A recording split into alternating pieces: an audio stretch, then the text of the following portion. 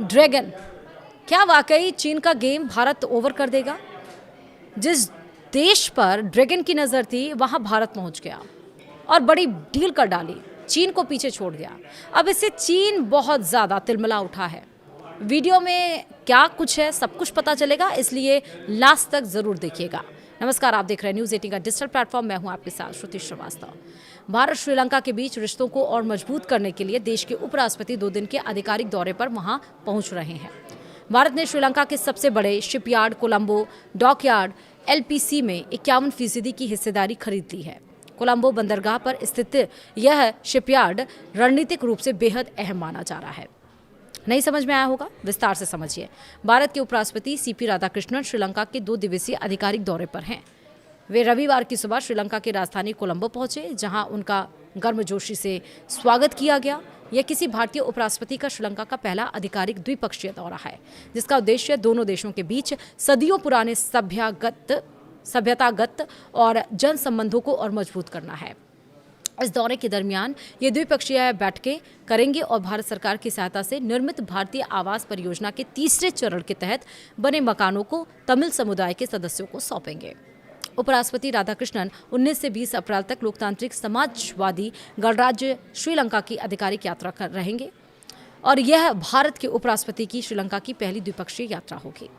इस यात्रा के दरमियान उपराष्ट्रपति श्रीलंका के राष्ट्रपति अनुरा कुमारा दिसानायका से भेंट भी करेंगे। वे 19 अप्रैल को श्रीलंका की प्रधानमंत्री डॉक्टर हरणी अमरासुरिया और अन्य गणमान्य व्यक्तियों से भी मिलेंगे। वह भारतीय मूल के तमिल समुदाय के नेताओं और श्रीलंका के उत्तरी और पूर्वी क्षेत्रों के तमिल नेताओं के साथ बातचीत करेंगे। तो आखिरकार क्या होगा राष्ट्रपति का शेड्यूल, वो एक एक करके आपको बताते हैं। उपराष्ट्रपति कोलंबो में एक सामुदायिक कार्यक्रम में भारतीय प्रवासियों को संबोधित करेंगे, जहां वे भारतीय आवास परियोजना के तीसरे चरण के तहत भारत सरकार की सहायता से निर्मित आवास तमिल समुदाय के लाभार्थियों को वर्चुअल माध्यम से सौंपेंगे। दूसरा, इसके साथ ही तमिल समुदाय के लिए कुल आवासों की संख्या 50,000 हो जाएगी और परियोजना के चौथे चरण में 10,000 और आवासों का निर्माण किया जा रहा है। 20 अप्रैल 2026 को उपराष्ट्रपति नुआरा एलिया की यात्रा करेंगे, भारतीय आवास परियोजना का दौरा करेंगे और स्थानीय तमिल समुदाय के साथ बातचीत करेंगे।